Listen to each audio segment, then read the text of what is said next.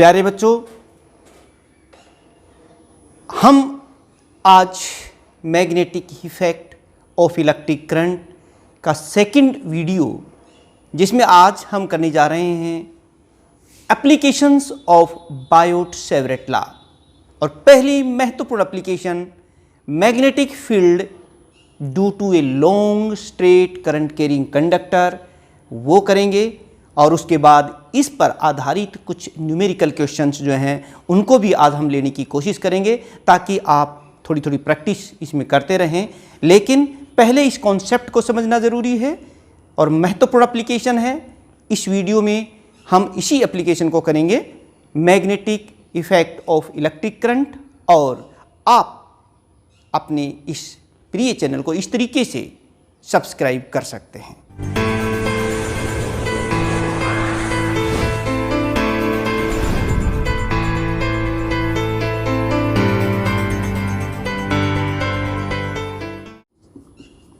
Using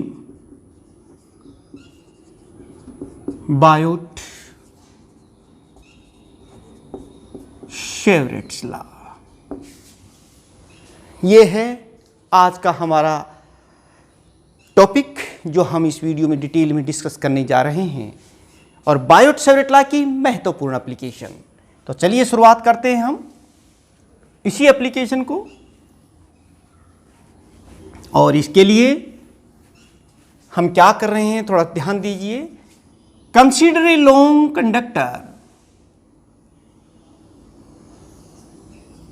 like this A B, ध्यान से देखिएगा, और हो सके तो अपनी नोटबुक में इस डायग्राम को बनाते भी जाएं। Consider a conductor A B through which electric current I is flowing from A to B. P is any point at distance A, perpendicular distance from the conductor. This is that point जहां हमें magnetic field निकालना है, and this is the perpendicular distance. और किस तरह से निकालना है? Using Biot Savart law. और बायोट-सेवरेट लॉ पिछले वीडियो में जो इस आई बॉल को दबा करके आप चेक कर सकते हैं, देख सकते हैं, हमने क्या कहा था कि बायोट-सेवरेट लॉ बहुत ही स्मॉल करंट कैरिंग कंडक्टर की वजह से किसी पर्टिकुलर पॉइंट पर मैग्नेटिक फील्ड निकालता है। तो चलिए हम भी करते हैं, क्योंकि वो स्मॉल कंडक्टर पूरे, ये तो काफ़ी लॉन्ग कंडक्टर है, हमें एक छोटे कंडक्टर की वजह से मैग्नेटिक फील्ड बायोट-सेवरेट लॉ से निकाल सकते हैं। तो इसके लिए हम लोग क्या करेंगे, divide this conductor into A number of small element each of length. ये देखिए, प्रत्येक की जो लेंथ है वो dl ले लेते हैं। ऐसे ऐसे छोटे छोटे एलिमेंट्स में हम इसको टुकड़ों में काउंट कर लेते हैं। ये देखिए, divide the conductor into A number of small element each of length dl। ये देखिए, इतनी लेंथ है, और इस सेंटर से ये पॉइंट जो है हमारा, ये हम मान लेते हैं r डिस्टेंस पर है। क्योंकि करंट इसमें नीचे की तरफ फ्लो कर रहा है, तो R और dl के बीच में एंगल इस बार कितना हो गया, ये थीटा हो गया। तो बेटे, ये स्मॉल कंडक्टर है हमारे पास ए बी, कंडक्टर एलिमेंट है जिसकी डायरेक्शन वही है जो करंट की है। करंट की डायरेक्शन ए से बी की तरफ है, तो ए टू बी, और इसकी लेंथ कितनी है, dl है। अब बताइए, हम बाकी बात बाद में करेंगे। Now the magnetic field at point P due to this small current carrying conductor element, यानी कि ये बात लिख दीजिए, using Biot Savart law,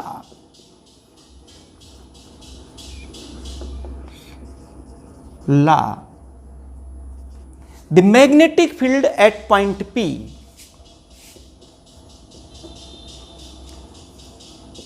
the magnetic field at point P due to small element is given by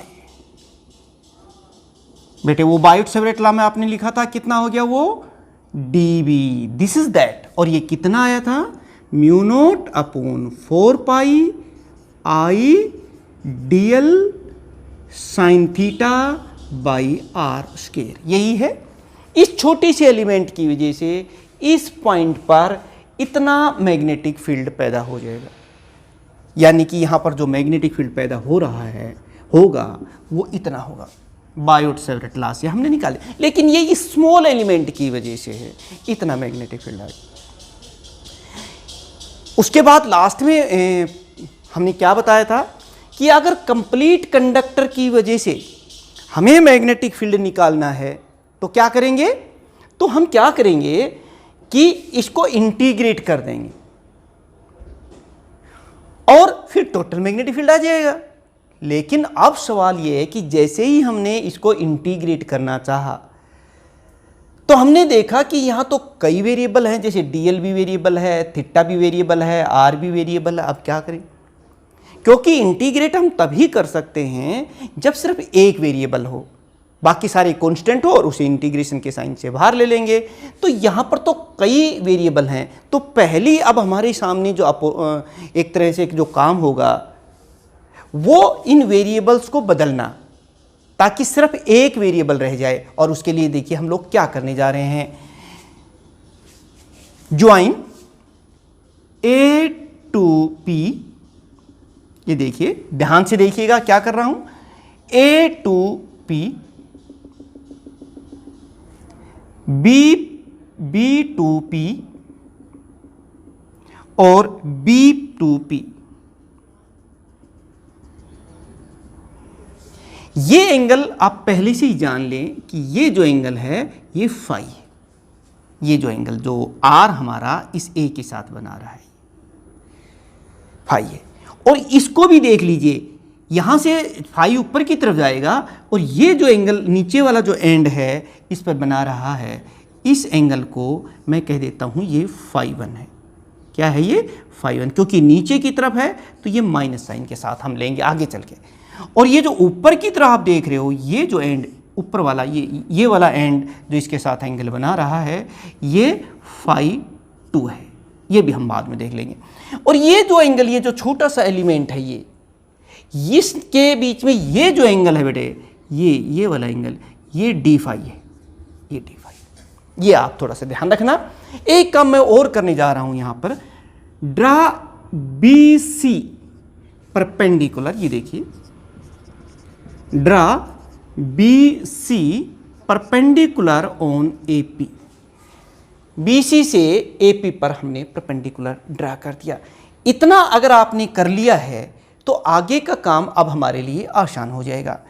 अब हम क्या करेंगे ये देखिए, सबसे पहले ये क्योंकि बहुत ही स्मॉल एलिमेंट है तो ये अगर एंगल थीटा है तो ये भी थीटा ही है, क्योंकि ये जो लेंथ है इसकी ये बहुत ही कम है। तो अब बताइए अब काम क्या करेंगे, अब यहां पर हम वेरिएबल्स को बदलना चाहते हैं। थोड़ा सा ध्यान देना है, थोड़ा सा मैथमेटिक्स से कोई प्रॉब्लम नहीं आएगी अगर आप इस चीज़ को ध्यान से देखेंगे, ध्यान से सुनेंगे और साथ साथ में कॉपी पेन भी आपके पास है, डायग्राम को बनाते हुए चल रहे हैं तो फिर कोई प्रॉब्लम नहीं आएगी। हम क्या करने जा रहे हैं, सिर्फ इन वेरिएबल्स को पहले बदल लेते हैं और फिर हम उसको इंटीग्रेट कर देंगे बस। तो हमारे पास टोटल मैग्नेटिक फील्ड आ जाएगा यहाँ पर यूजिंग बायोट-सेवर्ट लॉ। तो चलिए अब हम क्या कर रहे हैं, आप खुद देखिए। इन ट्राइंगल, मैं इस ट्राइंगल की बात कर रहा हूं ABC। In triangle ABC what is the value of sine theta बेटे? साइन थीटा की वैल्यू कितनी हो जाएगी ABC में? Perpendicular upon hypotenuse. और ये कितना है? BC divided by AB। और AB कितनी है देखिए, ये AB, ये तो लेंथ ऑफ द एलिमेंट है ना, तो ये हो जाएगी DL। और इस तरह से हमारे पास BC की वैल्यू आ गई। और कितनी आ गई वो देख सकते हैं आप, DL साइन थीटा आ गई ना। अब इसी BC की वैल्यू हम एक और तरीके से भी निकाल सकते हैं। हमें एक और बात भी यहां पता है, और वो क्या पता है वो देखिए बेटे। वो ये पता है कि जैसे कोई आर्क हो, इस तरह से अगर कोई आर्क हो और यहाँ पर कोई एंगल बना रहा हो, ये रेडियस है, ये एंगल है और ये आर्क है, तो आर्क किसके बराबर होती है? Angle multiply by radius. यानी कि हम जानते हैं, वी नो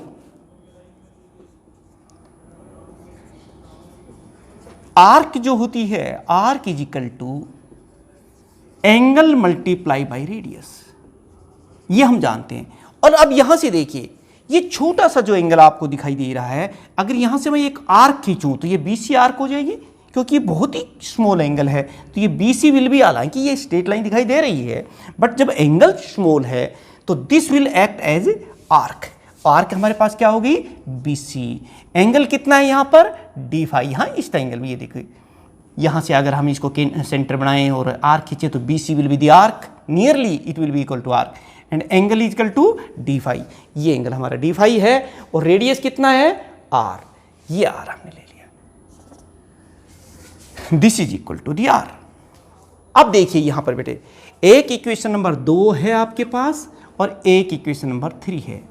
इन दोनों इक्वेशंस का जो राइट हैंड साइड है वो बीसी की तो बराबर है।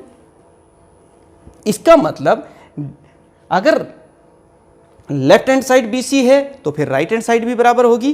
तो हम क्या करेंगे, on equating these two equations हम लोग क्या लिखेंगे कि जो डीएल साइन थीटा है that will be equal to D phi into R, D phi into R. ये देखिए, इसका मतलब जहां इस फार्मूले में डीएल साइन थीटा दिखाई दे रहा है वहां पर हम आर इंटू डी फाई लिख सकते हैं। तो लिख दीजिए, हमारे पास आ चुका है ये वाला फार्मूला।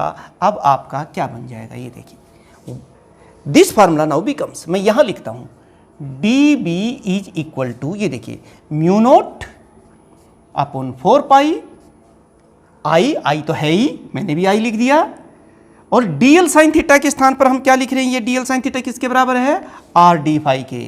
आर डी फाई या डी फाई इंटू आर एक ही बात है, और नीचे तो आर स्क्वायर है ही, हमने भी लिख दिया। लेकिन इस एक आर से ये आर कैंसिल हो गया है, और अब देखिए हमारे पास जो बच गया है हम वो लिख लेते हैं। अब देखिए ये क्या लिख दिया अब हमने, mu naught upon 4 pi I D phi by R, ये आ गया। हमने सोचा चलिए अब इस इक्वेशन को इंटीग्रेट कर देते हैं, इस इक्वेशन को इंटीग्रेट कर देते हैं। लेकिन जैसे इंटीग्रेट करना सोचा तो अब देखिए यहाँ तो 2 वेरिएबल अभी भी हैं, एक आर और एक डी फाई, बाकी सारे कांस्टेंट है, क्योंकि करंट तो हम कांस्टेंट फ्लो कर रहे हैं इसमें। म्यू नॉट अपॉन 4 पाई पहले से ही कांस्टेंट है, तो अब आर और डी फाई ये 2 वेरिएबल हो गए बेटे। चलिए इनको और कन्वर्ट कर लेते हैं। इस ट्राइंगल में देखिए बेटे, in triangle O dash P, in triangle O dash P, what is the value of cos phi. Cos phi की वैल्यू कितनी होगी बता सकते हैं, बेस अपॉन हाइपोटेन्यूज, और बेस कितना है यहाँ पर ए, हाइपोटेन्यूज कितना है आर। तो यहां से 1/r हमने निकाल लिया, ये किसके बराबर आ गया, कोस फाई बाई ए। यानी कि जहां r है 1/r है वहां पर हम ये लिख सकते हैं। तो चलिए लिख दीजिए, ये इक्वेशन अब हमारी क्या बन जाएगी, ये देखिए, D by is equal to mu naught upon 4 pi I D phi, और 1/r के स्थान पर क्या लिख दिया, चलिए पहले ये लिख दो, ये जो आई तो हमने लिख दिया, लेकिन अब 1/r के स्थान पर हम कोस फाई बाई ए लिख देते हैं, यानी कोस फाई बाई ए, और डी फाई यहां पहले से ही है। अब बताइए कितने वेरिएबल है यहां पे, देखो ये सब कांस्टेंट है, आई भी कांस्टेंट है, ए भी कांस्टेंट है, अब सिर्फ 5 वेरिएबल है। तो अब हम इंटीग्रेट कर सकते हैं ताकि पूरा वायर हमारा कवर हो जाए, कि हम फाई की वैल्यू कहां से कहां तक वेरी करें ताकि पूरा वायर हमारा कवर हो जाए, या वो तमाम एलिमेंट छोटे छोटे जिनको हमने शुरू में कंसीडर किया था वो सारे कवर हो जाएं। तो प्यारे बच्चों यहां से देखिएगा आप, यहां से ये फाई है हमारा, इस फाई को नीचे की तरफ लाऊंगा 0 हो जाएगा, और ये नीचे की तरफ क्या है माइनस में, तो यहां से देखिए ये -φ1 है यहां तक, तो इस एंड से मैं स्टार्ट कर रहा हूं तो ये -φ1 यहां हो गया, और ये ऊपर देखिए ये वाला ये φ2 है, और इससे ये वाला एंड आ गया, और इससे ये वाला एंड आ गया। यानी कि अगर पूरे कंप्लीट कंडक्टर की वजह से P पॉइंट पर मैग्नेटिक फील्ड निकालना चाहते हैं तो हम इस इक्वेशन को इंटीग्रेट कर देंगे। क्या लिखेंगे आप, टू फाइंड आउट ये देखिए बेटे, to find out the complete magnetic field या total magnetic field at point P due to the complete conductor we integrate this equation from -φ1 to φ2, यानी कि to find the total magnetic field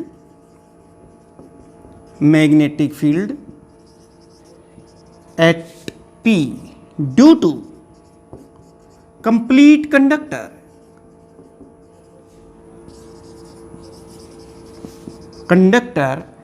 we integrate this equation, we integrate equation 5 from -φ1 to +φ2। ये देखिए, इसको integrate कर दीजिए। चलिए हम integrate कर देते हैं इस इक्वेशन को। जब आप इसको इंटीग्रेट करेंगे, ये देखिए मैं इस जगह बना लेता हूं, यहां पे यहां लिख देता हूं, टोटल मैग्नेटिक फील्ड आ जाएगा बेटे।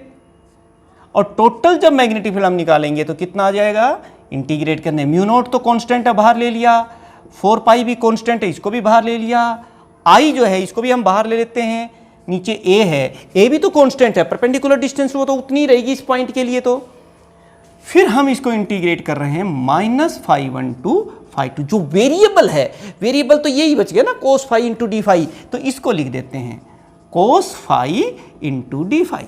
बस आप इस तरह लिख दीजिए, और उसके आगे की जो कहानी है वो सिर्फ मैथमेटिक्स है, आप इसको इंटीग्रेट कर दीजिए। चलिए शुरुआत करते हैं। जो कॉन्स्टेंट्स हैं उनको हम बाहर ले रहे हैं, mu naught upon 4π I by A, और cos φ को इंटीग्रेट करेंगे तो क्या हो जाएगा बेटे, क्या हो जाएगा, sin φ, और लिमिट्स क्या रखेंगे, -φ1 to φ2।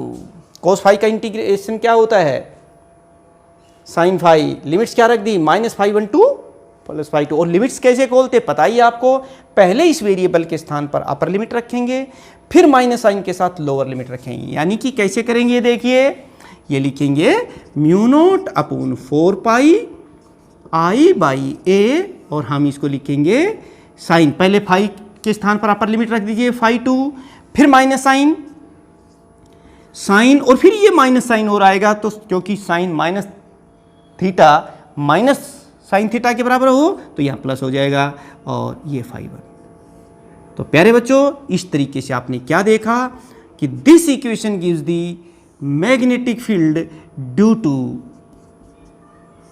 A long straight current carrying conductor. Numericals में भी आप याद रखना,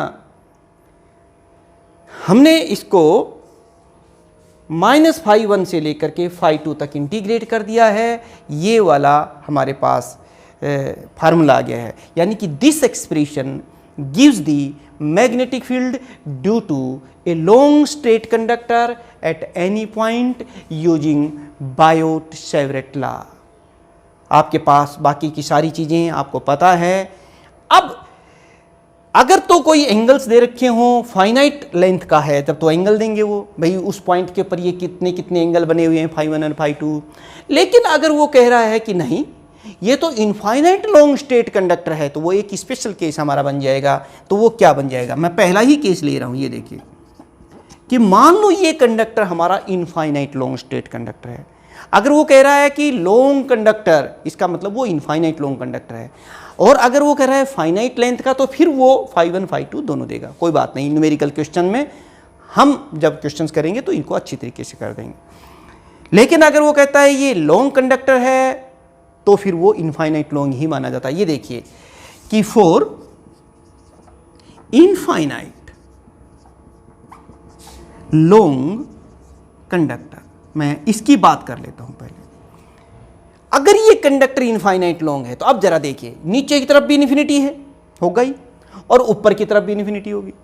तो ऐसे केसेस में जब बताओ, जब ये वायर नीचे की तरफ जैसे जैसे बढ़ता चला जाएगा बेटे, ये देखिए जैसे जैसे ये वायर बढ़ता चला जाएगा तो नीचे का ये एंगल बढ़ता चला जाएगा, और ये देखिए तो ज़्यादा से ज़्यादा कितना हो सकता है, ये 90 हो जाएगा। जब ये वायर इनफाइनाइट है नीचे की तरफ, तो ये वाला एंगल कितना हो जाएगा, 90 डिग्री का। ऐसे ये वायर अगर ऊपर की तरफ भी इन्फिनिटी है तो मैक्सिमम ये एंगल कितना हो जाएगा 90। यानी कि for infinite long conductor φ1 and φ2 both remains 90 degree. वही मैं यहाँ कहने जा रहा हूँ φ1 and φ2 both becomes equal to 90 degree. किसके लिए? For infinite long straight conductor. तो फिर देखिए, तो फिर बता सकते हैं what is the value of sine φ1 and sine φ2, क्योंकि दोनों ही 90 डिग्री के हैं। तो साइन 90 कितना होता है बेटे? Sine 90 is equal to 1। तो फिर ये हमारी इक्वेशन क्या बन जाएगी, ये अब आपको बता देनी है यहाँ पर। तो बताइए व्हाट इज दैट?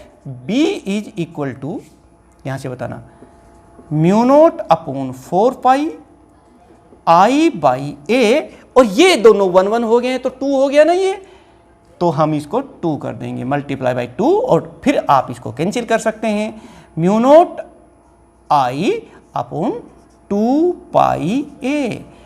तो this equation gives the magnetic field due to a infinite long straight conductor. हमें सिर्फ I चाहिए किसी वायर में से, और उस पॉइंट की उस वायर से परपेंडिकुलर डिस्टेंस चाहिए। तो ये देखिए बेटे, आपने एक पॉइंट नोट किया यहाँ पे कि हम देख रहे हैं कि B is inversely proportional to the A। जैसे कोई कहता है ना y is inversely proportional to x, तो ये किसकी इक्वेशन होती है? ये तो सर्कल की इक्वेशन होती है। इसका मतलब ये हुआ कि जब हम किसी कंडक्टर से करंट फ्लो करते हैं तो उसके चारों तरफ सर्कुलर मैग्नेटिक फील्ड इस तरह से पैदा हो जाता है। यानी कि जो मैग्नेटिक फील्ड की नेचर होती है वो कैसी होती है? वो सर्कुलर होती है।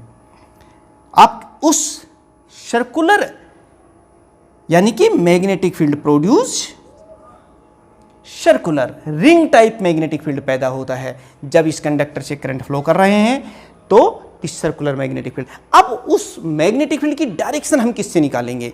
वो हम निकालेंगे राइट हैंड थंब रूल से। कैसे निकालेंगे? क्या है राइट हैंड थंब रूल? ये देखिए, होल्ड द कंडक्टर।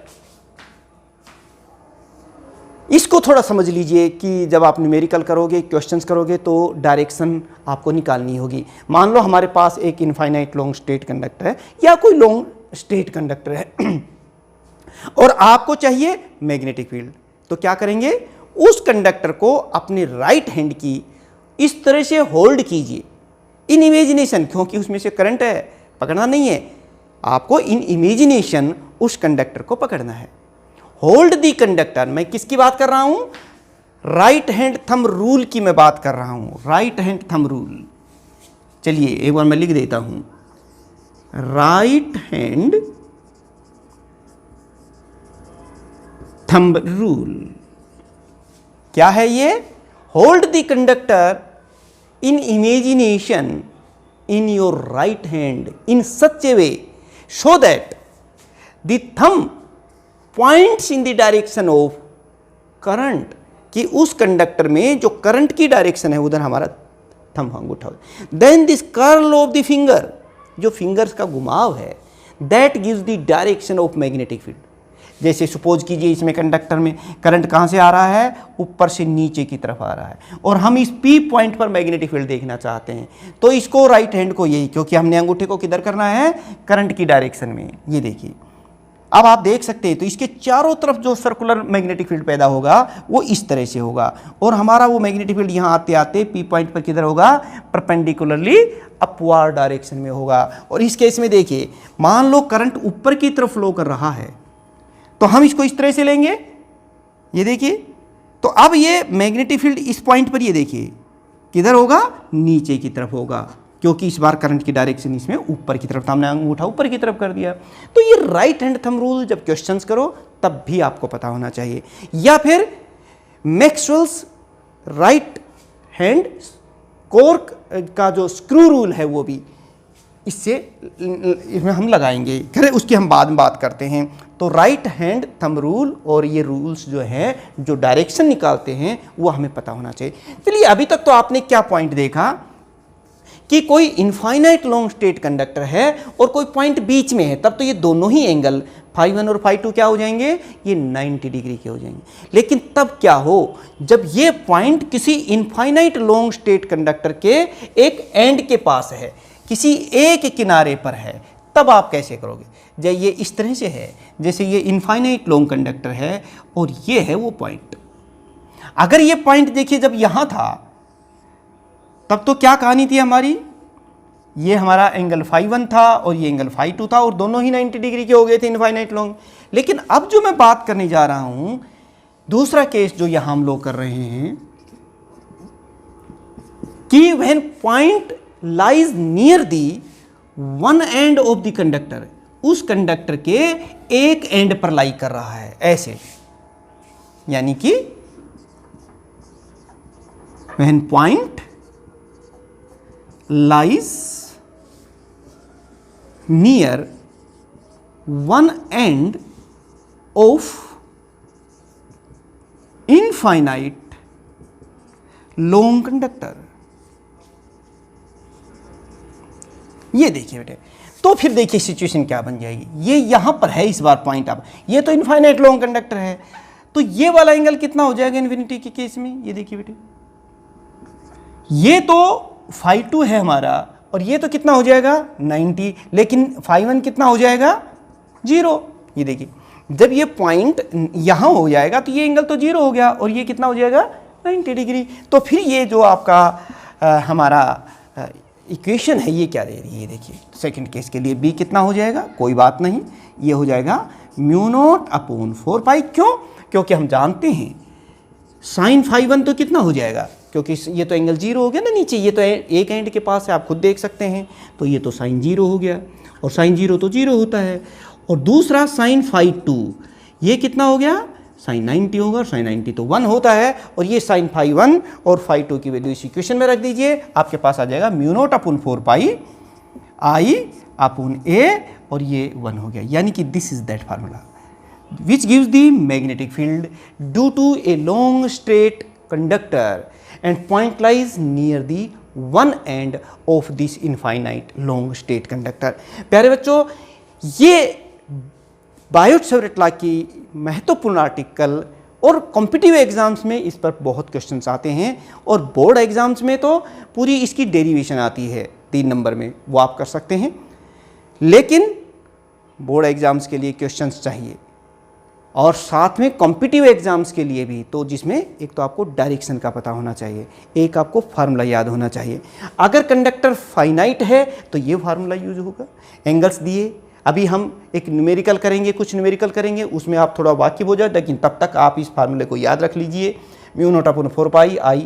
और अगर ये इनफाइनाइट लॉन्ग स्ट्रेट कंडक्टर है तो ये, और अगर वो किसी एक पॉइंट के नज़दीक लाई कर रहा है, एक एंड के पास है, तो फिर ये वाला फार्मूला। तो चलिए अब हम इसके कुछ न्यूमेरिकल करते हैं। जो आर्टिकल अभी आपने पढ़ा उस पर आधारित चलिए कुछ न्यूमेरिकल्स करते हैं। पहला न्यूमेरिकल आपके सामने ये है। न्यूमेरिकल की स्टेटमेंट को बहुत अच्छी तरीके से पढ़िए, जो चीज़ गिवन है वो लिखते जाइए, और उसके बाद जो फार्मूले आपने पीछे इसी वीडियो में ड्राइव किया है उसको यूज करके और कैलकुलेशन कर दीजिए, बस घबराना नहीं है। चलिए शुरुआत करते हैं, पढ़ लीजिए। A straight wire carries A current of 3 ampere, calculate the magnetic field eight A point 15 centimetre away from the wire. क्योंकि ये लॉन्ग वायर है, कहीं लेंथ नहीं दी है, तो वायर हम कैसा लेंगे, इनफाइनाइट लॉन्ग कंसीडर करेंगे। और एक रफ डायग्राम जो है अब वो बना सकते हैं। जैसे ये है हमारे पास करंट, इसमें से करंट फ्लो कर रहा है और इस पर्टिकुलर पॉइंट पर हमें मैग्नेटिक फील्ड निकालनी है P पॉइंट पे, और ये डिस्टेंस जो है ये भी हमें दे रखी है, करंट भी हमें दे रखा है। चलिए क्या रहेगा, गिवन जो है वो लिख दीजिए। Straight wire carrying a current 3 ampere, इसका मतलब करंट कितना है इसमें से 3 ampere. Calculate the magnetic field at point, अब ये ए कितना दिया हुआ है यहाँ पर, ये दे रखा है बेटे 15 सेंटीमीटर। अच्छा ये सेंटीमीटर में है तो इसको कन्वर्ट कर लें पहले मीटर में, तो 15 × 10⁻⁻2 मीटर ऐसे लिख देना। मैग्नेटिक फील्ड एट, और हमें निकालना क्या है, मैग्नेटिक फील्ड। चलिए ये है, ये आपके सामने है। हमें मैग्नेटिक फील्ड का मैग्नीट्यूड भी निकालना पड़ेगा क्योंकि वेक्टर क्वांटिटी है, और डायरेक्शन भी। तो चलिए बताइए, magnetic field at point due to a long straight conductor का क्या फार्मूला आया था, याद हो गया होगा ना आपको, क्या था वो। नाउ सॉल्यूशन देखिए, मैग्नेटिक फील्ड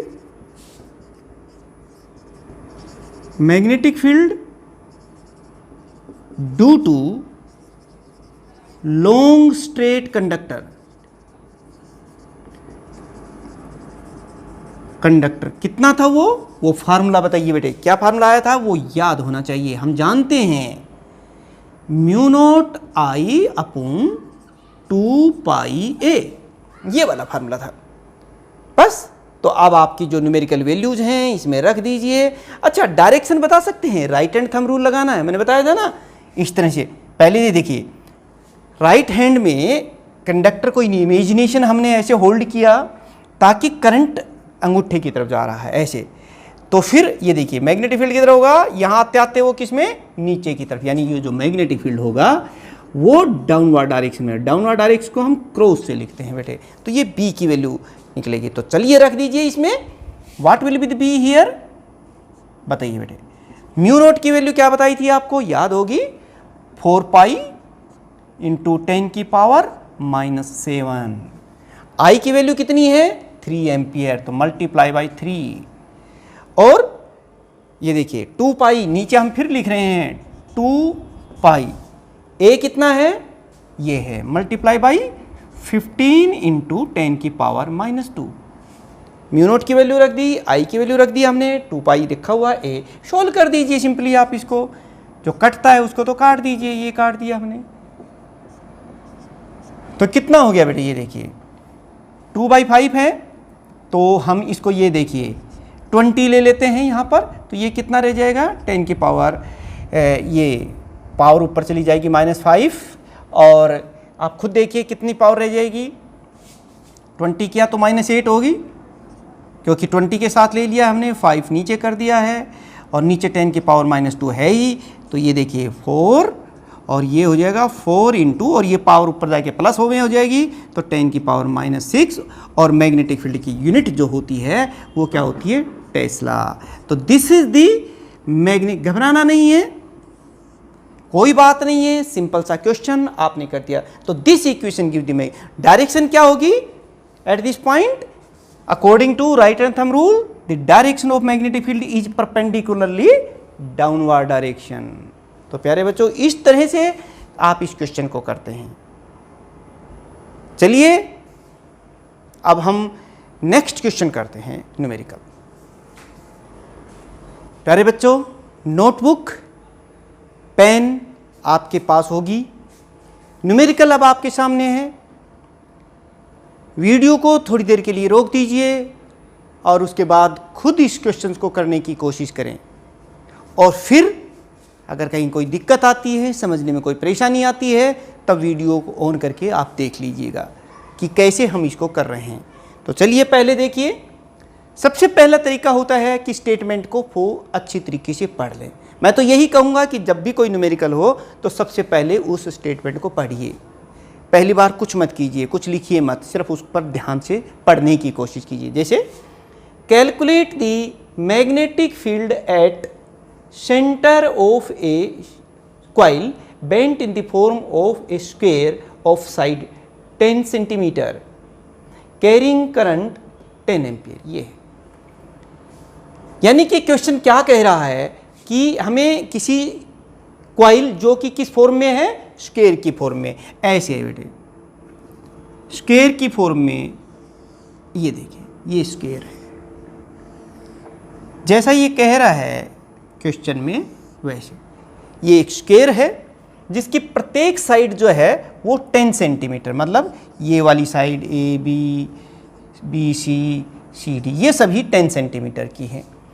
और इसमें से करंट कितना फ्लो कर रहा है आप देख सकते हैं, ये देखिए ए टू बी टू सी, ये जो करंट इनमें से फ्लो कर रहा है सभी में से, वो भी दे रखा आई। तो पहले जो गिवन डाटा है बेटे वो लिख दीजिए। देखिए गिवन में क्या क्या है, हमें क्या दे रखा है, एक तो प्रत्येक की ये जो साइड दे रखी है, फाइनाइट साइड है 10 सेंटीमीटर, साइड दे रखी है स्क्वायर की 10 सेंटीमीटर, 10 सेंटीमीटर कह दीजिए या 10⁻² मीटर, और करंट कितना फ्लो कर रहा है प्रत्येक में से, वो है 10 एम्पियर। क्योंकि इस बार इन्होंने साइड की लेंथ दे दी है और इस पॉइंट के ऊपर मैग्नेटिक फील्ड निकलवाया, यहां ये है centre of the square where magnetic field is to be determine. लेकिन यहां एक चीज आपको समझ में आ रही है कि यहां पर ये फाइनाइट है, क्योंकि इन्होंने खुद कह दिया है कि साइड की प्रत्येक साइड की लेंथ कितनी है, 10 सेंटीमीटर है। इसका मतलब अब हमें वो जो फाइनाइट लेंथ वाला फार्मूला जो है वो लगाना पड़ेगा, क्योंकि ये स्क्वायर है बेटे। तो देखिए इस पॉइंट के ऊपर एक तो ये दूरी चाहिए, आप इसको पहले एक वायर की वजह से निकाल लीजिए, इस साइड की वजह से कितना मैग्नेटिक फील्ड, फिर इस साइड की वजह से कितना मैग्नेटिक फील्ड, फिर इस साइड की वजह से और फिर इस साइड की वजह से, फिर सबको जोड़ कर देंगे। सिंपल है ना। तो आप बाकी सारी चीज को तो जाओ भूल, सिर्फ ये याद रखो कि एक वायर है हमारे पास 10 सेंटीमीटर का, और उसकी वजह से हमें यहां पर मैग्नेटिक फील्ड निकालना है। और एक और बात, ये दूरी कितनी है, जब ये 10 सेंटीमीटर, क्योंकि प्रत्येक साइड 10 सेंटीमीटर, ये दूरी कितनी हो जाएगी, ये इसको मैं ए कह देता हूं आपने, जो ए इजकल टू 5 सेंटीमीटर, 5 सेंटीमीटर कह दीजिए या 5-2 मीटर। क्यों, क्योंकि ये पूरा 10 सेंटीमीटर है तो ये 5 सेंटीमीटर है। अच्छा, क्योंकि ये स्क्वायर है तो ये एंगल कितने डिग्री के हैं, 90 डिग्री के हैं। तो फिर ये बता सकते हो ये एंगल कितने डिग्री का है, φ1, और ये कितने डिग्री का है, φ2, क्योंकि दोनों बराबर हैं। तो φ1 और φ2 ये दोनों एंगल्स हमें दे रखे हैं, ये दोनों कितने कितने डिग्री के हैं, 45 डिग्री के। तो प्यारे बच्चों, अब जो एक फाइनाइट लेंथ का वायर है उसकी वजह से जो मैग्नेटिक फील्ड निकालना है, पहले एक साइड की वजह से मैं मान लेता हूं कि इसके ऊपर जो मैग्नेटिक फील्ड है वो B1 है, इस एक सिंगल साइड की वजह से, सिंगल वायर समझ लीजिए, इसकी वजह से। तो कितना हो जाएगा, magnetic field at point P due to conductor AB। आप इसको कैसे लिखेंगे, magnetic field at P due to conductor AB। बताइए बेटे क्या होता है, वो B1 है और कितना होगा वो फार्मूला आप लगा दीजिए। क्या था वो फार्मूला, μ0/4 पाई I/A, और यहां क्या था, sin φ1 प्लस sin φ2। वो जो दो चीजें थी वो लिख दी, न्यूमेरिकल वैल्यूज रख दीजिए। देखिए μ0 की क्या वैल्यू होती है, 4 पाई, यानी μ0/4 पाई की इकट्ठी भी रख सकते हो, 10⁻⁷ है। I कितना है, 10 एम्पियर, चलिए 10 कर दिया है। और नीचे A कितना है वो भी हम लिख देते हैं, 5 × 10⁻⁻²। और ये देखिए sin 45 डिग्री, क्योंकि φ1 45 है, प्लस sin 45 कितना है, sin 45 डिग्री, ऐसे आप लिख देंगे बस। और sin 45 की वैल्यू कितनी होती है बेटे, कितनी होती है, इसको तो सोल्व कर देते हैं, यहाँ पर 10⁻⁻6 बच गया है। और नीचे क्या है, 5 × 10⁻⁻2, इसको भी करेंगे। और ये हमें पता है ये 1/√2 प्लस 1/√2 sin 45 की वैल्यू होती है। और फिर कोई बात नहीं, हम लिख रहे हैं यहाँ पर, और आगे जो चीज़ आप यहाँ लिख सकते हैं वो चीज़ देख सकते हैं कि क्या है। अब बताइए 10 की पावर कितनी रह गई है, ये ऊपर चली जाएगी तो -4 रह गया है, -6 है ना, ये प्लस हो जाएगा। और नीचे कितना हो गया, 5। और ये देखिए ये कितना रह गया, ये हो जाएगा 2/√2, ये हो गया। और अगर हम इसको सिंप्लीफाई कर दें तो ये कुल वैल्यू जो है वो √2 हो जाएगी।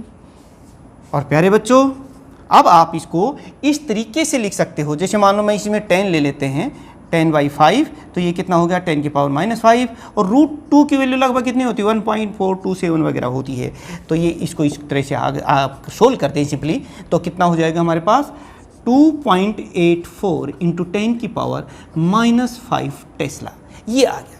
तो बेटे ये मैग्नेटिक फील्ड हो गया यहाँ पर ड्यू टू ये सिंगल वायर की वजह से हो गया। लेकिन अब इसकी डायरेक्शन किससे निकालोगे, वही हमारा जो राइट हैंड थंब रूल है, ये देखिए मैंने अंगूठे की तरफ डायरेक्शन ये करंट की तरफ कर दिया है और ये देखिए मैग्नेटिक फील्ड किधर आ गया, ऊपर की तरफ, यानी कि magnetic field is in vertically upward direction. ये डॉट जो है ये सिद्ध कर रहा है कि मैग्नेटिक फील्ड यहाँ पर ऊपर की तरफ है। इस वायर की वजह से B1 मैग्नेटिक फील्ड आ गया बेटे, ये आ गया।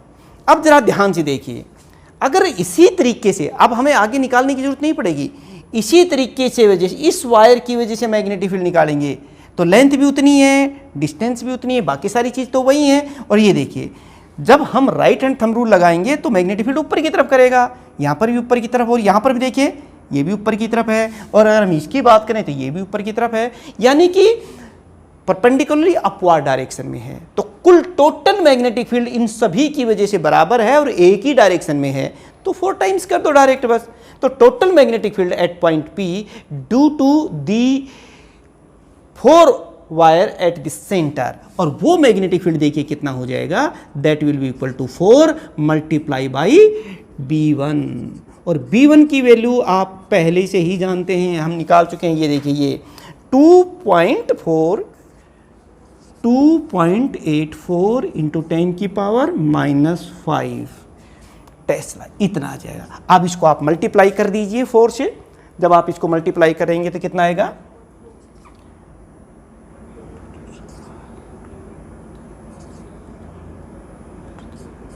यानी कि ये लगभग इंटू 10 की पावर, ये देखिए अगर आप इसको यहाँ से करते हैं तो ये पावर एक और घट जाएगी, टेस्ला। तो इस तरीके से आप मैग्नेटिक फील्ड निकाल सकते हैं। Magnetic field at any point due to this square, जो क्वेश्चन में दिया था उस तरह से आप इसको सोल्व कर देंगे। और कैसे भी, एक तो डायरेक्शन का हमें पता होना चाहिए, एक ये जो फार्मूला है हमें ये पता होना चाहिए अगर कंडक्टर फाइनाइट है तो। और अगर कंडक्टर इनफाइनाइट है तो फिर सिंपल फार्मूला, क्योंकि ये तो 1 1 ये तो 2 हो जाएगा ना इनफाइनाइट के लिए, तो 2 से 2 कैंसिल और μ0I/2 पाई a हो जाएगा, वो याद रखेंगे। अगर ये दो चीज़, और विशेष तौर पर मैं आप देख रहे हैं पूरे वीडियो में मैं आपको एक बात बता रहा था, डायरेक्शंस का बहुत मीनिंग है। आपको डायरेक्शन पता होनी चाहिए, अगर डायरेक्शन नहीं पता तो क्वेश्चन सोल्व नहीं हो पाएंगे। तो थोड़ी सी प्रैक्टिस के बाद बेटे आपकी जो मास्टरी है वो हो सकती है, आपको फिजिक्स के सारे कॉन्सेप्ट्स क्लियर हो सकते हैं। तमाम जो है हम हर आर्टिकल जो है इसी तरीके से आगे लेते रहेंगे। और अगर आपको ये कुछ समझ में आ रहा है तो कमेंट्स बॉक्स में आपने जो सुझाव हैं वो ज़रूर भेजें, और अपने इस चैनल को सब्सक्राइब और दूसरे स्टूडेंट्स तक भी भेजें, शेयर ज़रूर करें। और प्यारे बच्चों, मिलते हैं, सेकंड एप्लीकेशन हम नेक्स्ट वीडियो में करेंगे, और उसमें हम देखेंगे magnetic field due to a circular coil, current carrying coil की वजह से। तो तब तक आप सब को बहुत बहुत धन्यवाद इस वीडियो को पूरा देखने के लिए और पढ़ने के लिए। Thank you very much.